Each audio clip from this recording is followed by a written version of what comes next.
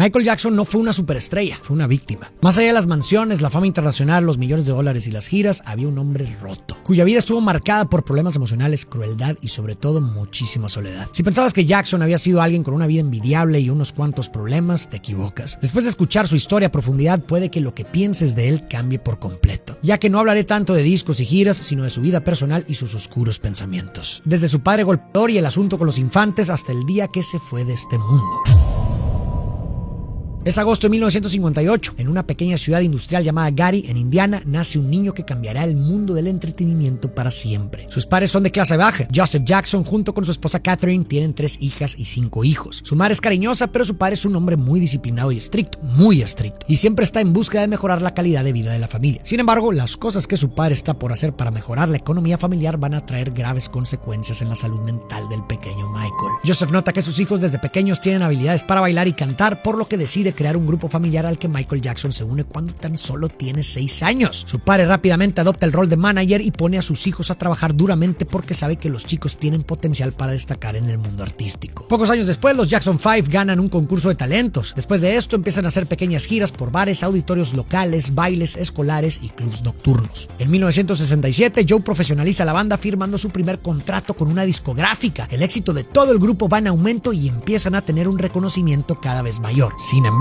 detrás de todo este reconocimiento hay una triste cara oculta. ¿Recuerdas que te dije que Joe era un padre estricto? Bueno, no solo era estricto, también era violento. Este les gritaba y los golpeaba durante los ensayos para que las cosas salieran a la perfección. Se sentaba en una silla enfrente de ellos con un cinturón en la mano para observarlos detenidamente. Cuando Michael creció, declaró lo siguiente en una entrevista: nos veía ensayar mientras tenía un cinturón en su mano. Te destrozaba si te equivocabas. No solo estábamos ensayando, también estábamos nerviosos, porque él se sentaba en la silla y si no lo hacías bien, te destrozaba. Yo lo entendí muchas veces. Después al entrevistador le pregunta: ¿solo usaba el cinturón? A lo que Michael responde al borde del llanto: ¿cómo puedes preguntarme eso? El entrevistador lo cuestiona diciendo: ¿qué más usaba para golpearte? Y Jackson contesta: cuerdas de metal o lo que sea que tuviera a la mano. Años después, en una entrevista con Oprah, Michael declara lo siguiente: era muy estricto y muy duro. Tan solo con su mirada te asustaba. Había veces en las que venía a verme y yo tenía tanto miedo que me daban ganas de vomitar. Las cosas fueron mejorando cada vez más para los Jackson 5. No obstante, el que más destaca por su talento al bailar, pero sobre todo por su increíble voz, es Michael, quien para su corta edad ya era considerado como una promesa en el mundo de la música. Los Jackson 5 aparecen por primera vez en televisión en 1969 en un concurso de belleza llamado Miss Black America. Este programa lo ven cientos de miles de personas, por lo que les da aún más exposición y reconocimiento. Muchas de las entrevistas se centran casi exclusivamente en el pequeño Michael, y revistas importantes como The Rolling Stone lo declaran como un prodigio. Pero ese mismo año, cuando Michael tiene tan solo 11 años, el grupo lanza la canción I Want You Back y se convierte en un rotundo éxito. Tanto así que rápidamente se vuelve la canción más popular en todo Estados Unidos. En esta canción Michael es la voz principal, por lo que la mayor parte de la atención se centra en él. Este hecho es importantísimo debido a que poco a poco se está encaminando a hacer su carrera en solitario. Y justo así fue. Al mismo tiempo que trabaja con sus hermanos, Michael inicia su carrera como solista y con cada álbum que publica va mejorando un poco más. El chico poco a poco se está preparando para crear el álbum que marcará un antes y un después en su carrera en solitario, el famoso álbum Off the Wall. Hasta el momento todos ven al grupo y a Michael como superestrellas, pero detrás del espectáculo hay un chico que perdió algo muy importante. Hasta ahora todo el éxito laboral ha sido a costa de muchísimo trabajo, pero sobre todo a costa de su infancia. Para que dimensiones la cantidad de trabajo que llevaba hasta entonces, cuando Michael Jackson tenía 20 años había lanzado 14 álbumes en grupo con sus hermanos, o sea, con The Jackson 5, y como artista en solitario Michael había lanzado 4. Si sumamos todo, nos da un total de 18 álbumes, pero hay que tomar en cuenta que empezó desde los 6 años, lo que significa que Michael llevaba para entonces publicados más de un álbum por año. Y todo esto mientras hace shows en vivo, giras, conciertos, apariciones en la tele, ensayos, grabaciones en estudio y entrevistas. Y toda esta carga de estrés y trabajo le está por traer repercusiones psicológicas muy fuertes. De hecho, el mismo Michael muchos años después declaró en un discurso lo siguiente: mi infancia fue completamente arrebatada. No había cumpleaños ni navidades, nunca hubieron los placeres de una infancia normal. Estos fueron sustituidos por trabajo duro, lucha y dolor a cambio de cosas materiales y éxito profesional. El éxito para los Jackson 5 está siendo tanto que se mudan a una casa muchísimo más grande, en Encino, California. Pasaron de vivir 11 personas en una casa con 2 cuartos a vivir en prácticamente una mansión. El pequeño Michael fue creciendo tanto física como profesionalmente. Ya no es un niño que hace música infantil, ahora es un ídolo adolescente. Lanza sus 3 álbumes como solista hasta que finalmente en 1973 saca el álbum que marcaría el antes y después en su carrera, el álbum Off the Wall. Este rápidamente se vuelve un rotundo éxito comercial, con éxitos como Rock With You y Don't Stop Till You Get Enough, la cual hizo hizo a Michael ganador de su primer Grammy. Este álbum se convierte en el primero de la historia en generar 4 sencillos que llegaron al número 1 de las canciones más escuchadas. Las cosas iban bien, pero estaban a punto de ir aún mejor. No obstante, aquí surge un nuevo problema en la vida del chico: las cirugías plásticas. En 1979, mientras tenía un ensayo de baile, Michael cae y se rompe la nariz, por lo que necesita una intervención quirúrgica. La primera cirugía fue presentada inicialmente como una necesidad médica para ayudar a corregir un problema de respiración que se había complicado debido a la fractura, pero también hubo un cambio en la estética de la misma. Fue un proceso llamado alarplasia que, como podemos ver, hace más angosta la base de la nariz. Puede que Michael haya hecho esto por varios motivos, pero aquí te va una posibilidad bastante triste. En una entrevista con Oprah, Michael declaró: mi padre me molestaba diciendo que tenía una nariz gorda y que era un chico feo. Esto es crucial para entender esta parte de su vida, ya que puede que Michael haya sufrido de dismorfia corporal. Esto no está completamente comprobado, pero hay varios factores que pueden ayudarnos a deducirlo. Este trastorno es un problema de salud mental en el cual una persona está preocupada de manera obsesiva por lo que él percibe como defectos en su apariencia, aunque estos a veces ni siquiera existen. Y como vimos, Michael creció en un hogar en el que su padre lo maltrataba tanto física como verbalmente. El maltrato y la crítica constante hacia aspectos físicos como la nariz o la apariencia del chico pueden sembrar las semillas de una imagen corporal negativa, más viniendo de figuras parentales, las cuales son fundamentales para el desarrollo de la autoestima y la autopercepción. La dismorfia corporal no solo afecta la percepción de uno mismo, sino que puede llevar a comportamientos perjudiciales como múltiples cirugías plásticas riesgosas, y también puede conducir a ansiedad, depresión y, en casos extremos, a la autodestrucción. Su vida y sus múltiples cirugías plásticas sugieren una lucha con la autoimagen. El caso de Michael Jackson nos evidencia cómo las heridas de la infancia pueden manifestarse de maneras profundamente perturbadoras en la edad adulta. En la entrevista mencionada anteriormente también declaró lo siguiente: no podía verme al espejo y veía mi rostro en la oscuridad. Yo solo me miraba y lloraba todos los días.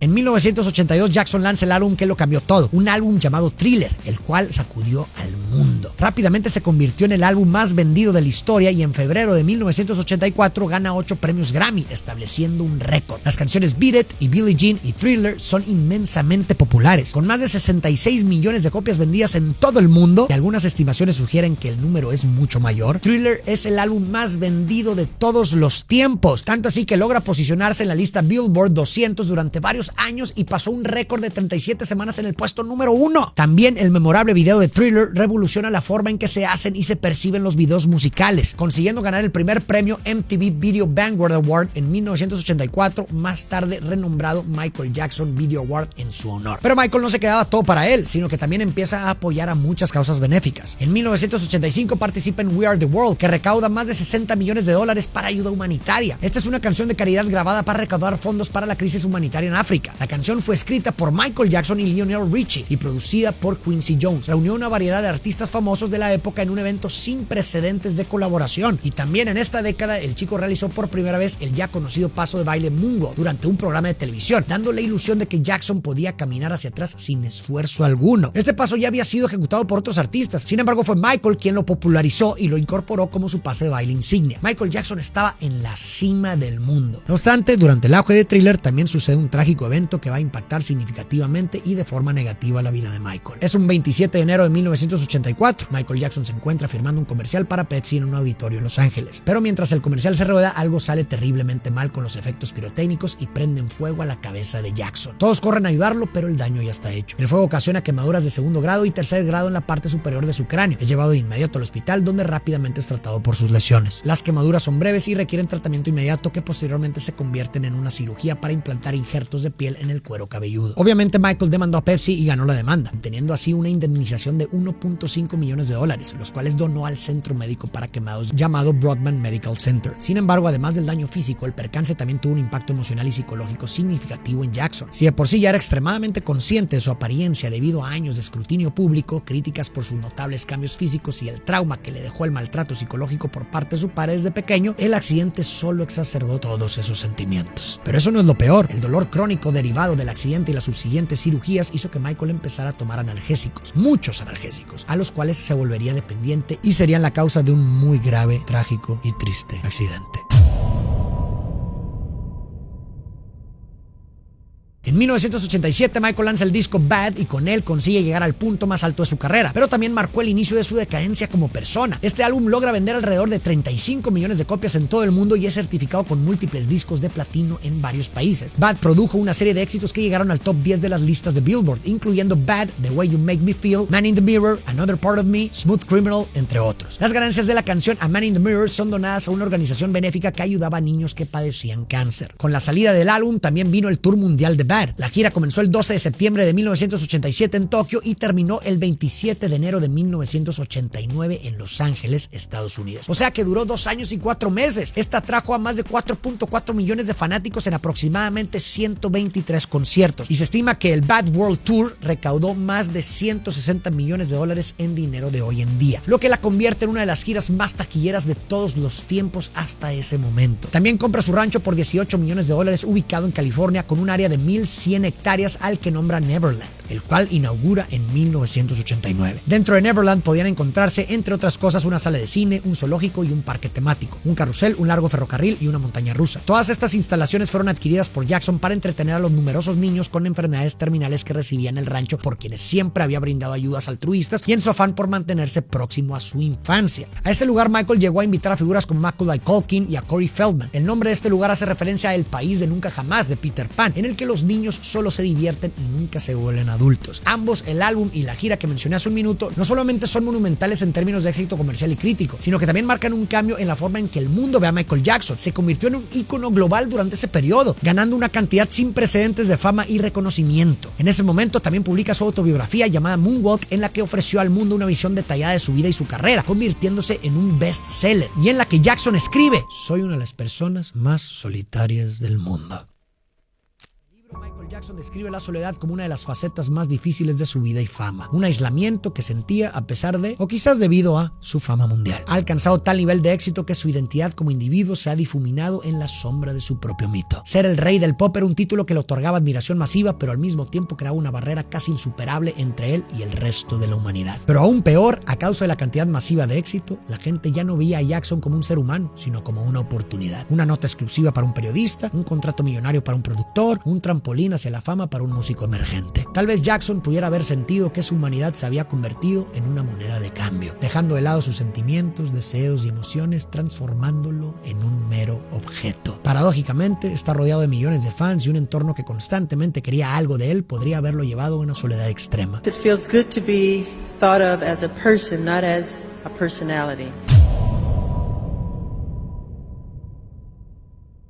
En 1991 lanza el álbum Dangerous y, como casi todo lo que Jackson toca, se convierte rápidamente en un éxito comercial y crítico. Singles como Black or White y Remember the Time encabezan las listas. Un año después hace una gira mundial llamada Dangerous World Tour, la cual es un gran éxito y solidifica aún más el estatus de Jackson como una superestrella mundial. Más tarde consigue otro hito en su carrera como artista. En 1993 participa en el show de medio tiempo del Super Bowl, revolucionando estos espectáculos por completo. No obstante, en agosto del 93 el infierno se desata. La policía de Los Ángeles inicia una investigación después de que Jordan Chandler, un niño de 13 años, y su padre Evan Chandler acusan a Jackson de conducta sexual inapropiada, lo cual crea un infierno mediático para el artista. Posteriormente, la casa de Jackson en el rancho Neverland es registrada por la policía, pero las autoridades no encuentran evidencias concluyentes. Michael Jackson está de gira internacional en ese momento y la noticia del allanamiento envía ondas de choque a través del mundo del entretenimiento. Sin embargo, 4 meses después, Michael Jackson es sometido a un registro corporal y las autoridades toman fotos de sus partes íntimas. Las fotografías tomadas son usadas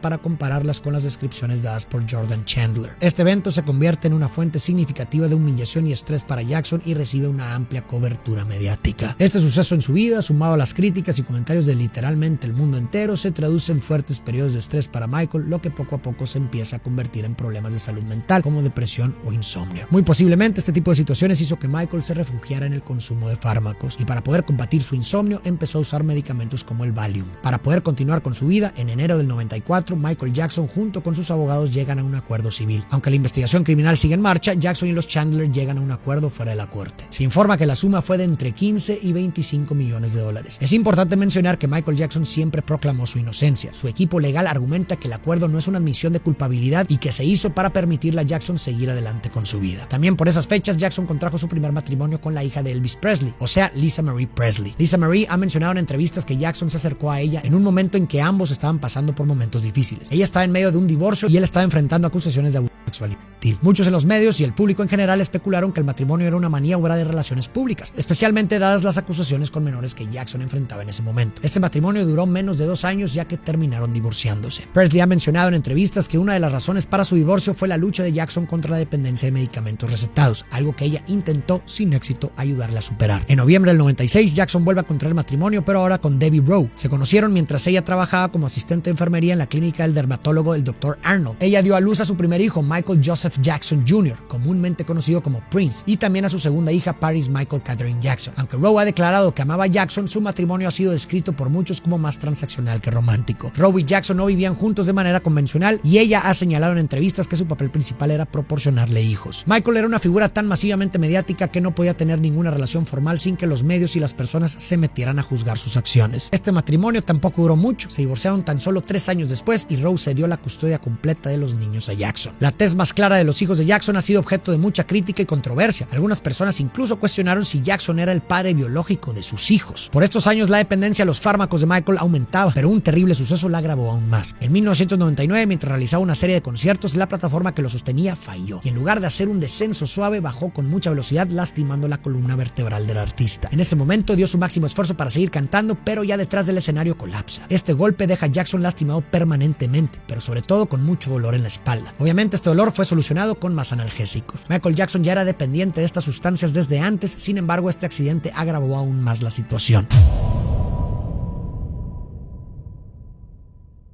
Para la época de los 2000, la popularidad de Jackson seguía siendo masiva, pero ya se podía ver una decadencia. Para el 2003 es emitido un documental que vuelve a poner a Jackson en el ojo del huracán. Sin embargo, esta vez mucho peor. Este documental se llama Living with Michael Jackson. En este reportaje, el periodista británico Martin Bashir entrevista y vive con el cantante durante 8 meses. Esta pieza de contenido fue demasiado polémica, ya que Michael declaró abiertamente dormir con niños. Bashir le pregunta repetidamente a Jackson por qué invita a niños a su habitación, y Jackson se defiende afirmando que dicha actividad es natural cuando los hijos son de amigos o familiares cercanos y que muchos niños, incluidos los hijos de la familia Culkin, han dormido en la misma cama que él. No obstante, Jackson niega rotundamente cualquier motivación carnal para esto. Sin embargo, los medios hacen trizas a Jackson por estas afirmaciones y la opinión popular del público hacia Michael cae rotundamente. Michael Jackson se sintió traicionado por Martin Bashir y se quejó de que la película da una imagen distorsionada de su comportamiento y conducta. Dijo que en la versión final de su entrevista, Bashir usó solo el material que apoyaba la visión negativa que Bashir tenía hacia Jackson. Hasta Madonna comentó al respecto: no he visto este documental, pero suena repugnante, como si Bashir explotara una amistad. Humillar públicamente a alguien para tu propio beneficio solo volverá en tu contra. Pero ¿por qué a Jackson le gustaba estar rodeado de niños? Bueno, a Michael no solo le gustaba estar rodeado de ellos, sino que también le gustaba ser como ellos. En muchos videos podemos notar que tiene comportamientos infantiles propios de gente mucho más joven. ¿Lo hacía solo para poder estar cerca de menores o hay algo más profundo detrás? El que un adulto muestre este tipo de conductas podría considerarse una forma de regresión. En términos psicológicos, es un mecanismo de defensa identificado inicialmente por Sigmund Freud, que lleva a una persona a revertir a un estado de desarrollo anterior para evitar enfrentar el estrés o el trauma emocional actual. De hecho, Jackson no es el único caso registrado. Hay otros ejemplos en el mundo del arte que enfrentaron fama, éxito o simplemente circunstancias de vida extremas en su juventud y que parecen haber lidiado con problemas emocionales o de comportamiento en la adultez. Por ejemplo, Britney Spears o Judy Garland. La regresión se puede manifestar de diferentes maneras, pero en el caso de Michael se manifestó con comportamientos, actitudes y actividades asociadas como infantiles. Recordemos, un periodo anterior de vida. Al volver a un estado anterior del desarrollo, la persona puede sentir una sensación de seguridad o consuelo. Tomando en cuenta todo lo anterior, puede ser que a Jackson le gustara estar rodeado de estos porque lo ayudaban a regresar a la infancia que nunca tuvo. Pero también porque los niños no querían nada de él. Los niños no están interesados en contratos discográficos, exclusivas mediáticas o asociaciones comerciales. Simplemente existen en el momento. Estos podrían haber ofrecido una de las pocas interacciones auténticas en la vida de Michael. Reitero, esto es solo mi interpretación y cabe aclarar que no estoy desaprobando ni defendiendo estas conductas. En enero del 2004, justo después del lanzamiento del documental, Jackson es formalmente acusado de 7 cargos de abuso sexual y también cargos por suministrar alcohol a un menor con el propósito de abusar de él. Un año después, o sea en 2005, comienza el juicio en el Tribunal Superior del Condado de Santa Bárbara, California. El caso es mediático y recibe una cobertura a nivel global. Durante el juicio, el fiscal presenta una serie de testigos, incluidos ex empleados y empleados de Neverland, así como otros niños que habían pasado tiempo con Jackson. La defensa argumenta que las acusaciones son un intento de extorsión para conseguir dinero y presenta sus propios testigos para refutar los cargos. Durante el juicio, la salud física y mental de Jackson se ve afectada. En este periodo, su cuerpo y rostro cambiaron por completo completo gracias a su notable pérdida de peso. Finalmente, y después de 14 semanas de juicios, Jackson es declarado inocente de todos los cargos. Pero aunque fue absuelto, su imagen pública sufrió un daño considerable y pasó los años posteriores lejos del ojo público, enfrentando problemas financieros. En marzo del 2009, Michael Jackson anunció en una conferencia de prensa en Londres que realizará una serie de conciertos titulada This Is It, organizada por EAG Media Group. Después de eso, los ensayos inician, aunque hay rumores de que su salud está en un estado preocupante. Para este momento, el uso de medicamentos era parte de su día a día, en especial uno llamado Propofol. Este medicamento es un sedante usado comúnmente en entornos hospitalarios para sedar a los pacientes durante cirugías u otros procedimientos médicos. Sin embargo, Michael lo utilizaba para poder dormir. Para Michael, su uso era tan habitual que se refería a él como mi leche, debido al color blanco de la sustancia. Michael ya tenía mucho tiempo alejado de los escenarios, por lo que había perdido su condición. Tenía prácticamente 10 años sin hacer un esfuerzo de esta magnitud y de un día para otro iba a tener que ensayar durante largas horas, tener juntas y hablar con los productores desde el amanecer hasta el anochecer, 6 días a la semana. Todo esto con dolor crónico de espalda e insomnio. Por lo que para poder completar la gira, Michael pide en su contrato con EAG un médico personal que lo ayude durante toda la gira. Ese médico es el Dr. Murray. Este doctor ya conocía a Michael y sabía perfectamente lo que necesitaba, por lo que después de los ensayos, cuando Michael no podía dormir, Murray le administró Propofol para que Jackson pudiera conciliar el sueño y rendir bien en los ensayos al día siguiente. Pero un mal día, el Dr. Murray cometió un grave error.